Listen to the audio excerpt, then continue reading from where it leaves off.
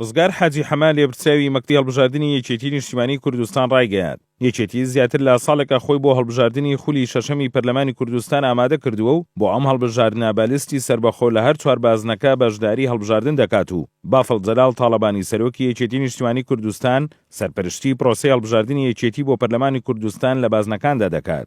ڕزگار حاجی حەما ڕاشی گەیاند یەکێتی بۆ خولی داهاتووی پەرلەمان کەسانێکی زۆر بەهێز و بەتوانا و خاوەن پسپۆڕی و ئەزمون و خۆشەویستە ناو خەڵکدا لە هەر چوار بەزنەکەدا کاندید دەکات. ئەمە وا دەکات کە دەنگدار نوێنەری ڕاستەقینی خۆیان لە پارێزگاکەیان بنێرنە پەرلەمان و داکۆکی کاریان بێت لە پەرلەماندا. لێبرچاوی مەکتەبی هەڵبژاردننی یەکێتی دەشڵێت لەگەڵ بەشێکی زۆر لە حزبەکانی دیکەی کوردستان هاوڕابووین لەبارەی دابەشکردنی کورسی پێکهاتەکان و هەمواری یاسای هەڵبژاردن و کاراکردنەوەی کۆمسیۆن، بەڵام لەگەڵ پارتی دیموکراتی کوردستان نەگەیشتینە ئەنجامێکی باش. لەو چوارچێوەیەشدا یەکێتی نیشتیمانی کوردستان لە دادگای فیدراڵی سکاڵای تۆمار کرد و سکاڵاکەی بردەوە. تاکیدش دەکەینەوە کە یەکێتی لەگەڵ دابەشکردنی کورسی پێکهاتەکان بەسەر پارێزگاکاندا بوو، نەک لەگەڵ نەمانی کورسیەکان وەک ئەوەی لە دادگای فیدراڵی بڕیاری لێدرا. ڕزگار حاجی حەما لە میانی بەرنامەیەکی تایبەتی گەلی کوردستاندا ڕاشی گەیاند پێکهاتەکان دەتوانن بۆ هەڵبژاردننی داهاتووی پەرلەمانی کوردستان لە هەر چوار بازنەکان خۆیان کاندید بکەن و نوێنەری ڕاستەقینەی خۆیان بنێرنە پەرلەمان، بەڵام ئەگەر لایەنێک بیەوێت وەک هەڵبژاردننی ساڵی 2021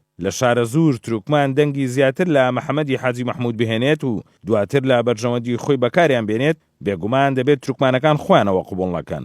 ڕزگار حاجی حەما ئەمەژەی بەوەشدا لە ماوەی 31 ساڵی ڕابردوو غەدری گەورە لە کریستیانەکانی پارێزگای سلێمانی کراوە و پێویست بوو ئەو نادادپەروەریە ڕابگیرێت و وەک یەکێتی داوامان کردووە کە پێکهاتەکان تۆماری هەڵبژاردننی تایبەت بە خۆیان هەبێت، بەو جوارە دەتوانرێت نوێنەری ڕاستەقینەی خۆیان بنێرنە پەرلەمان، نەک بە دەنگی لایەنێکی دیکە بە ناو نوێنەریان لە پەرلەمان بێت.